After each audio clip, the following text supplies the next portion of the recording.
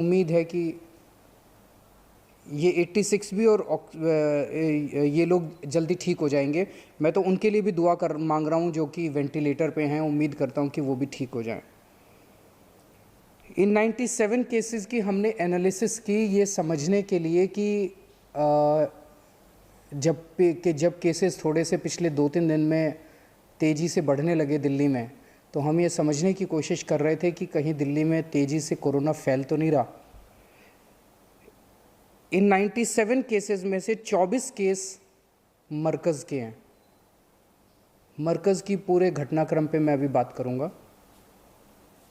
41 cases foreign travel वाले हैं जो विदेशों में हमारे भारत के नागरिक रह रहे थे और पिछले महीने 2 महीने में उनको भारत लाया गया।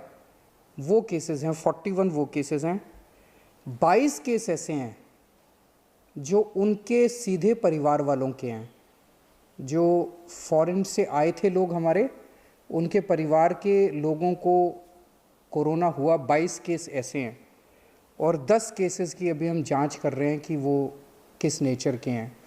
तो फ़िलहाल मैं ये नहीं कहूँगा कि दिल्ली के अंदर कोरोना लोकल ट्रांसमिशन भी अभी फ़िलहाल कंट्रोल में है, कम्युनिटी ट्रांसमिशन अभी नहीं हुई है। केसेस बढ़े हैं और मरकज़ का जो पूरा सिलसिला हुआ अभी, उसकी वजह से मरकज़ से जिन लोगों को निकाला गया है, हो सकता है उसमें बहुत सारे केसेस पॉजिटिव अगले 2-3 दिन में आए। मरकज़ में बताया जाता है कि 12-13 मार्च के आसपास देश विदेश से बहुत सारे लोग इकट्ठे हुए किसी धार्मिक फंक्शन के लिए। उस धार्मिक फंक्शन के बाद कई लोग चले गए और काफ़ी लोग रुक गए। अब जब पता चला तो उनमें से उनको पिछले कल से परसों से वहाँ से निकाला जा रहा है। वहाँ पे जितने भी लोग निकाले गए हैं उसमें, जैसा मैंने बताया, अभी जो टेस्ट्स के कुछ रिज़ल्ट्स आए हैं, काफ़ी रिज़ल्ट्स आने बाकी हैं। 24 लोग पॉजिटिव केसेस मिले हैं। उनमें 441 लोग ऐसे हैं, अभी तक 1548 लोगों को मरकज़ से निकाला जा चुका है। उन 1548 में से 441 सिम्टोमेटिक थे, मतलब उनमें सिम्टम्स थे, किसी को खांसी थी, किसी को बुखार था, इस तरह के सिम्टम्स थे, कोरोना के सिम्टम्स थे। उन 441 को अस्पतालों में पहुंचा दिया गया है। उनके सबके टेस्ट्स हो रहे हैं।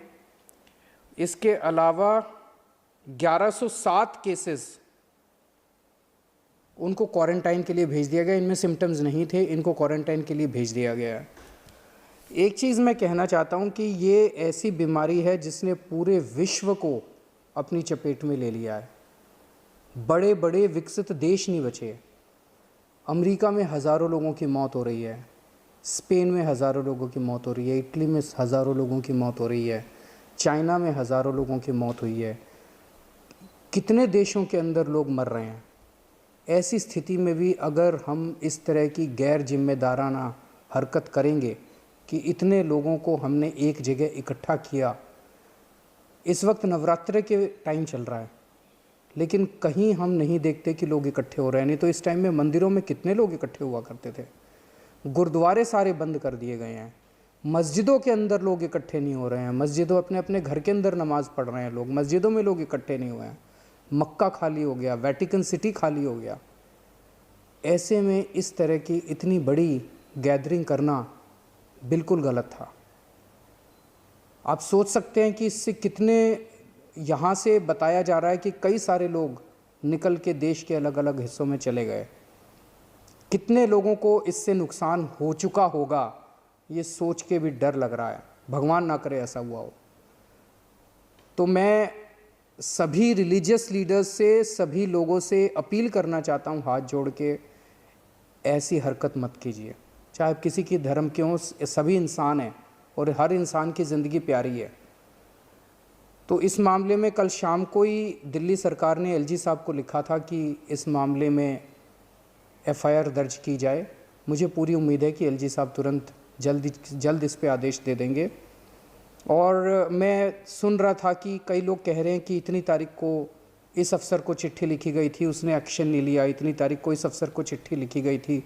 अगर किसी भी ऑफिसर की कोताही मिलती है उसको भी नहीं बख्शा जाएगा, क्योंकि ये जो पूरा का पूरा सिलसिला हुआ है ये बहुत ही गलत है, बहुत गलत है।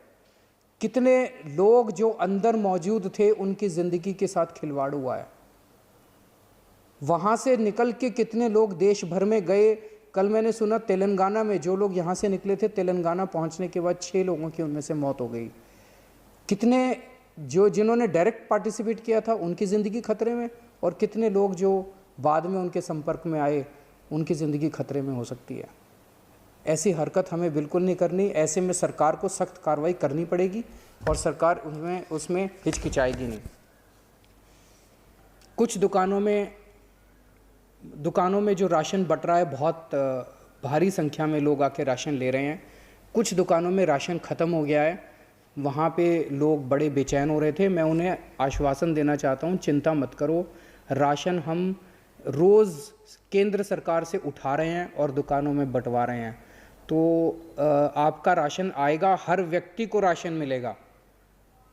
जिसके पास राशन कार्ड है राशन की दुकान से, उसको हर एक व्यक्ति को राशन मिलेगा। मैं जिम्मेदारी ले रहा हूँ। तो आप वहाँ पे अगर आज मान लीजिए राशन बंद हो गया, ख़त्म हो गया, तो चिंता मत करना, कल आ जाएगा, परसों आ जाएगा। अगले 3-4 दिन में सबको राशन दिलवाने की कोशिश कर रहे हैं। इसके अलावा कल मैंने बताया था कि जिन लोगों के पास राशन कार्ड नहीं है, जो लोग गरीब हैं, उनको भी राशन का इंतज़ाम कर रहे हैं। वो भी सारी कार्रवाई, रोज़ मैं मीटिंग ले रहा हूँ, थोड़ा समय लग रहा है इसका कि कहाँ से राशन उठाएंगे, कैसे करेंगे, वो सारा हम कर रहे हैं, उनको भी राशन देंगे। तब तक आप सब लोग जिनके घर में राशन नहीं है, आप सब लोग जो गरीब हैं और खाने को नहीं है, आपके लिए हमने जगह जगह किचन लगाई है, खाने का इंतज़ाम किया है।